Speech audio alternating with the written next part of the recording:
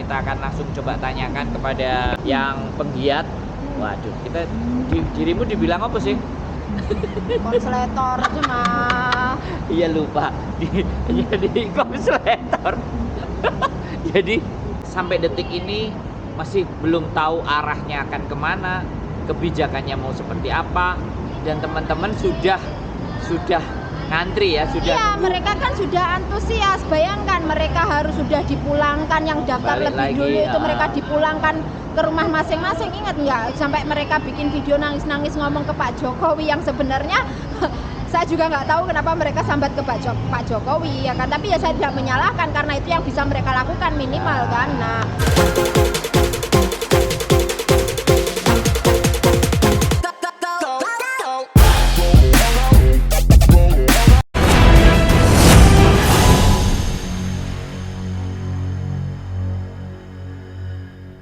Yes, dan malam hari ini kita akan bahas sesuatu yang masih belum jelas, yang masih belum clear, yang menjadikan teman-teman kita yang di Indonesia masih terkatung-katung bagaimana nasibnya, akankah diberangkatkan, dan beberapa teman-teman yang sudah bercerita dan menyatakan bahwa ada visanya tapi masih belum bisa berangkat. Ada apa? What's going on?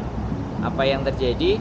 Dan hari ini akan coba kita diskusikan, walaupun terlepas ini di luar ranah apa yang kita pikirkan, tapi kita mencoba bagaimana dengan kita bersuara ini setidaknya mereka juga ikut berpikir ya, atau mensegerakan ya. Jadi membuat sebuah aturan atau membuat sebuah kebijakan di mana tidak menggantung nasib kawan-kawan kita yang ada di sana.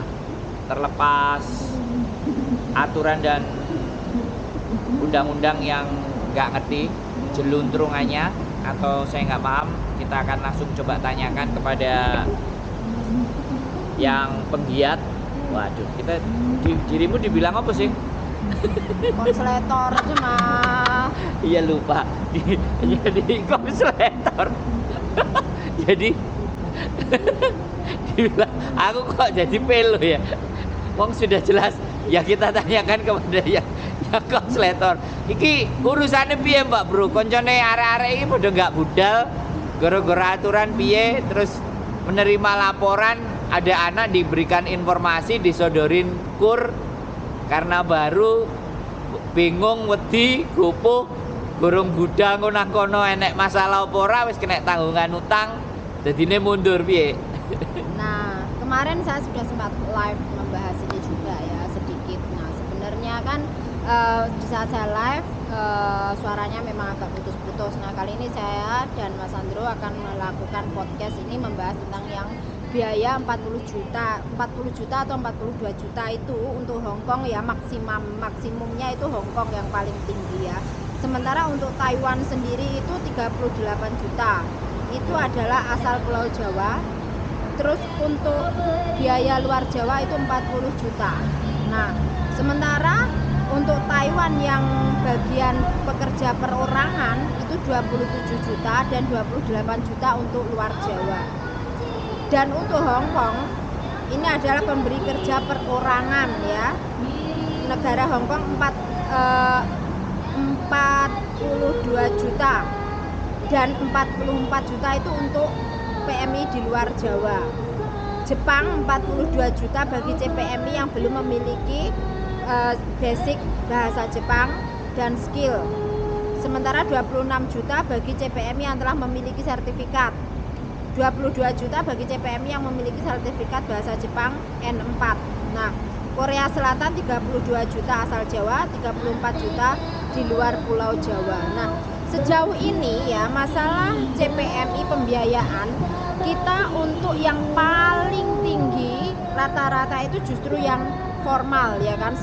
Selama ini yang kita tahu formal kayak Jepang, Korea ya kan. Nah, sejauh ini. Nah, tetapi kenapa di saat membahas gagalnya zero cost yang diajukan oleh BP2PMI setelah mengalami banyak rapat, perbulatan dan penolakan dan banyak pertimbangan, akhirnya tetap tidak sampai pada zero cost, kemudian menyatakan ada pembebasan pembiayaan tetapi melalui KUR atau kredit usaha rakyat melalui BNI, yaitu kredit tanpa agunan yang dinyatakan oleh BP2PMI sendiri ya itu, dan itu resmi loh ya yang menyatakan BP2PMI ini. Ini suratnya diputuskan pada 16 Juni 2021 dan itu disampaikan kepada Bank BNI ya. Nah, untuk pembiayaan penempatan pekerja migran Indonesia kepada yang terhormat Direktur Utama PT Bank Negara Indonesia Persero. Nah, dengan hormat bahwa dalam rangka pelaksanaan peraturan BP2PMI nomor 9 tahun 2020 tentang pembebasan pembiayaan penempatan PMI, maka dengan ini disampaikan hal-hal sebagai berikut. 1. Dalam hal kondisi pandemik yang berdampak pada situasi ekonomi global di mana PMI yang ingin bekerja namun memiliki kesulitan pembiayaan serta satu dan atau terdapat pihak yang tidak dapat memenuhi kewajiban terkait pembebasan biaya yang menjadi tanggung jawab demi keberlangsungan penempatan PMI, maka pembiayaan penempatan dapat difasilitasi melalui kredit komersial dan kredit usaha rakyat dari lembaga keuangan perbankan pemerintah. 2. Sehubungan dengan hal tersebut di atas, untuk menghindarkan PMI dari praktek peminjaman kepada rentenir dan menjual harta bendanya dalam rangka memenuhi biaya penempatan, maka BNI sebagai salah satu lembaga keuangan pemerintah diharapkan dapat memfasilitasi PMI melalui program BNI Fleksi yang sesuai dengan semangat memberikan perlindungan kepada PMI.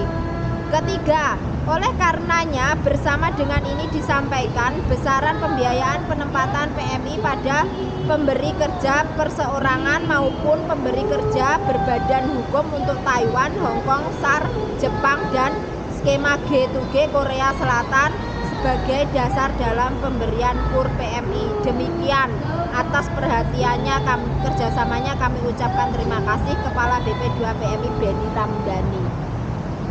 Dan itu ditembuskan kepada Menteri Koordinator Bidang Perekonomian Republik Indonesia, Menteri Ketenagakerjaan Republik Indonesia, Menteri BUMN Republik Indonesia. Nah, ini artinya BP2PMI membuat keputusan ini ditembuskan kepada Menaker juga kan. Nah, tapi Menaker tidak memberi pernyataan apapun. Ya kan? Menaker tidak memberikan pernyataan apapun. Jadi gini loh. Why? Ada apa di atas sana? Nah, jadi apakah benar Menaker sudah menyetujui ini? Baru tembusan kan, tapi nggak ada tanda tangan. Tidak ada, baru tembusan. Nah, jadi berarti ini masih draft. Bisa jadi masih draft. Nah, masih draft. Terus tetapi ya kan di sini kan jelas ya. Pembiayaannya di saat ini di launching kemarin, saya sudah mempostingnya sendiri, ya kan? Saya sudah mempostingnya sendiri bahwa kenapa yang 44 juta ini tidak ada perinciannya. Nah, kalau mereka memang sudah memberikan hal seperti ini kan seharusnya ada perinciannya juga kan. Nah, misal dikatakan biaya Taiwan sekian juta, itu perinciannya apa saja. Nah, kan itu kan lebih jelas ya. Atau mungkin karena itu masih dalam pengajuan draft. Nah, kalau masih dalam pengajuan draft, Menaker ya harus bikin pernyataan. Apakah ini sudah disahkan, sudah dijelaskan, jalankan, sudah diimplementasikan. Dari kemarin kita membahas masalah pembiayaan ini di awal, kita sudah pernah podcast kan ya. Yang itu. Nah, BP2PMI menggelontorkan dana 40 juta kan sudah saya bilang. Apakah itu berupa cash ataukah cashless? Ataukah Anda akan memberikan implementasinya seperti apa? Itu yang masih belum. Itu sampai hari ini kan tidak ada kejelasan. Sementara BP2PMI hanya update apa? Drama kan, merasa dia sekarang sudah berjuang, ada ambulan lah, ada klinik ya kan, terus ada hal-hal baru yang mungkin mendampingi kepulangan mereka yang ilegal loh. Yang ini kenapa diabaikan?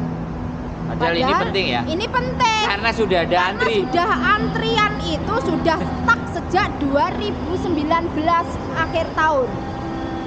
Ingat semenjak ada pandemi corona ya yang dinyatakan corona, Indonesia sebagai Indonesia sebagai high risk, akhirnya kan di saat hari raya banyak sekali WNI yang harus pulang mudik itu, ingat enggak? Hingga akhirnya BP2PMI sampai para bupati lurah pun menyatakan untuk PMI jangan mudik. Ingat enggak? Akhirnya menjadi satu kecaman. Akhirnya mengubah semuanya kan, membolehkan, tetapi akhirnya kan mengubah lagi pernyataannya. Oke. Jadi sampai detik ini masih belum tahu arahnya akan kemana, kebijakannya mau seperti apa, dan teman-teman sudah ngantri ya, sudah. Iya, mereka kan sudah antusias. Bayangkan mereka harus sudah dipulangkan, yang daftar lebih dulu itu mereka dipulangkan ke rumah masing-masing. Ingat nggak? Sampai mereka bikin video nangis-nangis ngomong ke Pak Jokowi, yang sebenarnya saya juga nggak tahu kenapa mereka sambat ke Pak Jokowi ya kan. Tapi ya saya tidak menyalahkan, karena itu yang bisa mereka lakukan minimal kan. Nah, sementara di dalam hal ini kan yang paling bertanggung jawab adalah BP2PMI dan Menaker. Ya sebenarnya persoalannya hanya ada di dua itu. Iya. It's okay. Jadi ketika kita tidak mampu menyentuh mereka ya, apapun yang kita lakukan tidak bisa tersentuh dengan mereka, dan kemudian kita melakukan obrolan atau diskusi ini, coba kita ke ring yang lebih dekat aja. KJRI. Nah, jadi ya, karena KJRI posisi harusnya memfasilitasi hal ini, menampung untuk ke atas ya. KJRI melakukan diskusi terbuka, apapun pendapatnya ya. Dalam artian semua pihak yang mau gabung silahkan, tapi ingatkan kalau kita mau di Zoom itu kan juga nggak bisa terlalu banyak toh, ada batasannya juga. Nah, kalau terlalu banyak pun juga muisi ya, kan buat apa kalau ternyata kualitasnya nggak dapat. Nah, jadi yang saya harapkan KJRI memfasilitasi diskusi ini ya kan, secara live di Zoom, di live. Nah, diskusinya entah yang mau masuk ini siapa saja, entah idenya ini nanti panas ke telinga ataupun merasakan nggak enak, ya enggak masalah. Yang terpenting adalah dia memiliki dasar mengapa dia memberikan ide tersebut, mengapa dia berpendapat tersebut. Dan yang kedua, setidaknya ya internal mereka kita nggak ngerti, tapi sampai detik ini juga tidak ada keluar pernyataan atau mungkin mereka di dalam masih lobby atau masih ngomong-ngomong atau diskus ini ya apa, tapi yang jelas di sini udah umum ya. Iya, kan semuanya sudah bertanya apa benar sih yang 40 juta itu sudah dijalankan atau sudah apa namanya sudah benar-benar diimplementasikan kan, tapi sejauh ini kan tidak ada jawaban dari pihak terkait. Berita di luar itu kayak sudah mendidih umum, tapi pihak-pihak terkait itu belum juga memberikan begitu saja. Sedangkan tidak memberi respon, ya memang sudah kebiasaan mereka kan, sudah kebiasaan KJRI juga toh. Setiap kali kan membiarkan heboh dulu di luar sana, baru dia nanti klarifikasi. Nah, coba kayak kemarin Juanda ditutup. Dia tidak bergeming setelah saya inbox tengah malam. Kamu baru bikin pengumuman. Yang ada malah justru teman-teman YouTuber menginformasiin lembaga-lembaga atau kan seharusnya anak-anak yang tidak ada kewajiban untuk bikin. Nah, seharusnya pihak seperti ini kan lebih peka gitu loh. Lah, petugasnya punya Facebook loh. Bukan mereka nggak berfacebookan loh ya. Petugasnya punya Facebook. Terus satu lagi, ada petugas KJRI berteman di Facebook saya. Meskipun Anda tidak berteman, Facebook saya publik kok. Bisa melihat. It's okay. Artinya saya mengerti kegelisahan, ya kan? Kegelisahan ini kita tuangkan dalam karya ini, dalam podcast ini, dalam konten ini, kegelisahan di mana bahwa ini loh Pak, di kondisinya sudah seperti ini karena kita ada orang juga di sana kan, ada teman juga yang di sana yang bertanya ke kita karena mungkin tidak ada akses untuk bertanya ke KJRI atau bagaimana menghubungi. Bahkan mungkin bertanya pun tidak dijawab. Mungkin mereka juga harus ngomong ke BNP juga kejauhan ngomong apalagi sampai ke Menaker, jadi nggak nyampe. Akhirnya mereka menyampaikan ke kita. Nggak usah jauh-jauh lah masalah 42 juta. Peduli Lindung aja itu kemarin kalau nggak disinggung berulang-ulang juga nggak posting. Padahal seharusnya sudah langsung di-tweet ya, bukan EHAK lagi, harusnya Peduli Lindung ada statement resmi dari perwakilan. Nah kan itu kan juga setelah heboh di media sosial. Ya mungkin mereka capek. slow ya, jadi ya sekali lagi bahwa kegelisahan ini kita utarakan agar supaya mereka juga ikut merasakan ya sebenarnya. Nah di saat saya sendiri di inbox Mbak Kontreng, apakah yang 42 juta itu sudah dijalankan? Waktu itu aku nggak buka inbox page-nya karena kan dia mbaknya itu ternyata inbox di page saya, terus akhirnya belum saya respon, dia WA. Nah kenapa screenshot kemarin itu sebenarnya dia sudah inbox tapi belum terjawab, akhirnya dia WA. Ya, nah dan saya jawab masih simpang siur. Kenapa saya berani menjawab simpang siur? Karena saya itu ada teman yang memang khusus menangani bagian PJTK itu ada di Indonesia. Jadi saya itu hubungannya memang saya berhubungan tidak dengan instansi karena instansi jawabannya adalah paten dan mereka sudah dididik seperti itu. Tetapi kalau Anda berhubungan dengan lapangan, nah itu kondisional di lapangan. Jadi pekerja lapangan itu mereka akan lebih detail perubahannya, ya kan. Nah, sementara orang ini bukan tidak bisa dipercaya loh. Orang ini mantan TKI loh. Jadi dia tahu dan dia kenal saya sejak 2014 waktu di Hongkong. Setidaknya sampai area lapangan itu bisa dapat informasi. Jadi kayak di Indonesia sudah ada kegelisahan bahwa ini kayak gimana sih nasibnya, ini mau berangkat kayak gimana, apalagi juga ada yang disodorin informasi, disuruh tanda tangan. Nambahnya itu kan sudah administrasi sudah jalan, medical sudah, otomatis dia sudah fit, dia sudah menandatangani kertas kontrak kosong pastinya, ataupun entah caranya dia suruh pakai tanda tangan dulu, nanti di sini dibikinkan tanda tangan, kita pun juga nggak tahu, ya kan. Nah, fine, itu bisnis kalian, I don't care. Yang penting kan laporan kesampean, dikasih sodori informasi ke situ. Disodori informasi kalau mbaknya mau proses bekerja ke Hongkong, pembiayaan sekarang melalui KUR. Nah, Anda akan dibuatkan rekening di BNI. Kemudian pembiayaan itu sekitar 40 sampai 50 juta, kan seperti itu. Nah, mbaknya ini kan bukan, aku belum bertanya mbaknya, pastinya Hongkong sih kayaknya kalau dia berpikir sampai sedetail itu ketakutannya, ya kan, bahwa karena dia sudah melihat kondisi dan keadaan, pernah mengalami. Sementara kan keberangkatan dia sendiri kan belum jelas, ya kan, dia kan masih memasukkan data, terus kamu belum dapat job offer, belum jelas, sudah disodori perkara perjanjian hutang, ya, ibarat kata kowe arep lamaran wis dileboni harga, ya ora sido nglamar. jadi kowe kudu bayar sakmene. Kowe piye? Sedangkan belum tahu kondisi di sana nanti majikannya koyo opo. Nah, seperti itu. Oke, ini banget. Ini kegelisahan yang sifatnya banget lah. Kecuali kan kalau saya rasa kan kalau kita dulu ya zaman yang 21.000 itu dulu kita perjanjian itu memang ada, benar ya kita, tapi itu perjanjian setelah kita mau berangkat. Jadi dokumen siap semua, kontrak kerja sudah ada, kamu sudah jelas, clear, semua udah clear. majikannya ada. Waktu kita berapa hari mau berangkat, disitulah dinyatakan notarisasi. Jadi kita bener hutang, nggak tahu uangnya, tapi kan proses kita sudah jelas, ada. Visa sudah turun, tiket sudah ada. Mereka memastikan. Iya, memastikan fix bahwa pembiayaan kalian dari proses dari kalian datang sampai mau terbang ini adalah sekian juta, termasuk tiket kalian yang sebenarnya itu sudah ditanggung majikan loh ya. Tapi kita pun juga ada perjanjian bahwa tiket kita bayar sendiri. It's fine. Apakah mereka kita komplain? Tidak kan? Karena rincian tadi jelas. Iya, rincian tadi jelas dan itu kita tanda ditandatangani setelah kita mendapatkan visa di tangan, tiket di tangan. Nah, yang sekarang belum apa-apa, sudah disodori penjelasan ini, otomatis meskipun belum tanda tangan, dia pun juga takut mau tanda tangan dong. Ini banget ya, kegelisahan banget ya. Jadi dia belum maju, belum tanda tangan sampai tak tanya, Mbak ada bukti enggak?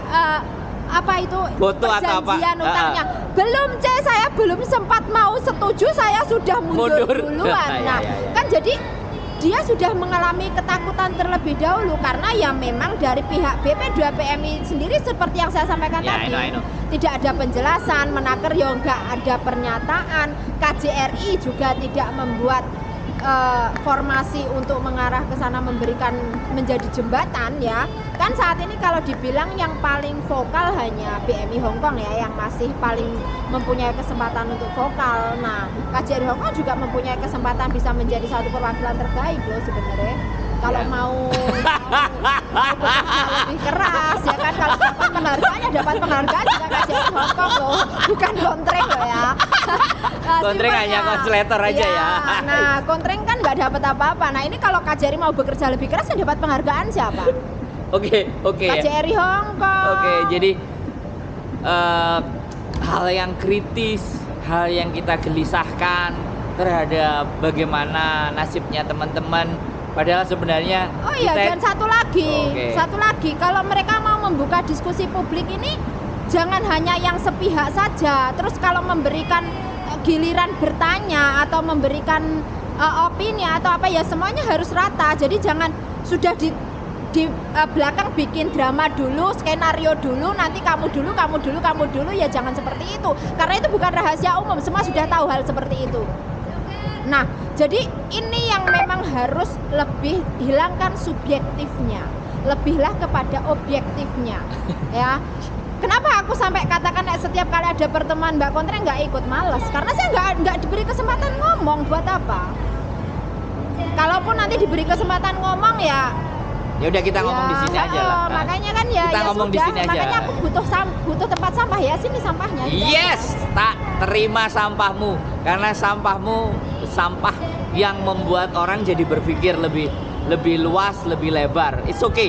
Jadi pada prinsipnya tetap tidak ada kejelasan dan kita cuma berharap kalau ataupun memang dibuka untuk diskusi ataupun kita ditanya masukan ataupun apapun itu, whatever, silakan. Kalau itu prerogatifnya dari KJRI untuk menyampaikan, ya silakan diberikan pernyataan ya, diberikan pernyataan bahwa proses sudah sampai di sini atau bagaimana. Sebenarnya mereka itu bertanggung jawab kepada siapa juga sih? Apakah bertanggung jawab ke kita sehingga lapor ke kita? Tapi paling tidak sebagai bentuk perwakilan lembaga sebuah negara itu kan harus memberikan informasi kan. Nah, daripada live-nya itu infonya ya itu aja kan. Ini kan udah live-nya info sesuatu yang tak pikir tidak esensial. Nah, jadi kan ini kan kalau ada isu-isu terbaru kan bisa di live kan. Kalau live ya mereka juga interaksi dengan publiknya kan juga kurang toh. Ya sudah, live-nya dibikin Zoom dengan diskusi dengan pihak-pihak terkait. Boleh masuk tetapi dibatasi sekian. Kalau nggak bisa satu sesi, kamu bisa memakai beberapa kali sesi gitu loh. Jadi kan kualitasnya dapat. Ya, jadi kayak touch-nya ya, sentuhan dengan teman-teman. Nah, misal begini, sesi pertama, saya sudah masuk di sesi pertama, artinya yang sudah masuk di sesi pertama jangan masuk lagi di sesi kedua. Nah, tapi topik yang dibahas sama. Jadi akhirnya dapat masukan lebih banyak, menjangkau lebih banyak. Betul. Okay. Jadi kan karena untuk kamu memberikan kebebasan pendapat kepada siapapun, entah itu nada sumbang, entah itu enak didengar ataupun senada dengan pemikiran Anda, itu tidak ada masalah. Nanti bisa dipakai, bisa enggak. Jadi yang penting disaring. Kita sudah nyampein ya. Ketika kita sudah nyampein ya sudah. Selanjutnya terserah kamu mengolahnya, menggodoknya seperti apa, menyampaikan ke pusat. Tetapi ada baiknya sebelum Anda mengajukan ke pusat, draftnya juga disampaikan ke kita. Jadi sebelum Anda menyetujui atau mengiyakan, draftnya harus disampaikan ke kita dulu. Nah, ini hasil pertemuan. Kan kan gini, kita rapat harus ada notulensi kan. Lah notulensinya kan semua anggota harus tahu. Ya, oke. Itu idealnya. Jadi idealnya yang sampean dalam bertanggung jawabannya idealnya seperti itu. Tetapi ketika saya mencoba mengembalikan bahwa kenapa saya harus bertanggung jawab kepada Anda, ibaratnya seperti itu. Oke. Oh, kenapa saya harus bertanggung jawab kepada Anda?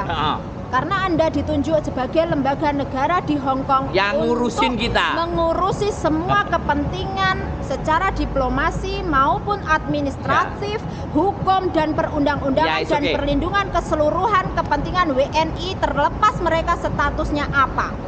Ingat. Jadi sebenarnya mereka itu babunya kita. Ya, saya nggak mau ngomong seperti itu. Saya nggak mau ngomong seperti yang ngomong saya saja. Ya. Jadi sebenarnya mereka membantu kita. Jadi kalau mereka mau bantu, kita sedang kesulitan di sini. Tolong dibantu yang ini. Ya, kan kita meminta. Tapi karena kan KJRI Hong Kong ini kan lebih kompleks kan. Jadi tidak hanya mengurusi diplomatik saja. Jadi lebih kompleks, memang mereka lebih kompleks dibanding dengan negara lainnya. Kalau yang KBRI di Cina kan hanya diplomatik kan. Terus KBRI lainnya kan hanya diplomatik. KDEI juga space-nya kan berbeda gitu loh. Jadi kan KJRI Hong Kong kan lebih kompleks dan lebih spesifik, juga lebih memiliki banyak ruang. Nah, kan maksudnya regionalnya nggak terlalu gede. Dan mereka lebih memiliki banyak ruang. Kenapa tidak dimanfaatkan untuk menampung aspirasi-aspirasi ini gitu loh. It's okay. Sampahnya nanti kita tuangkan lebih lanjut lagi.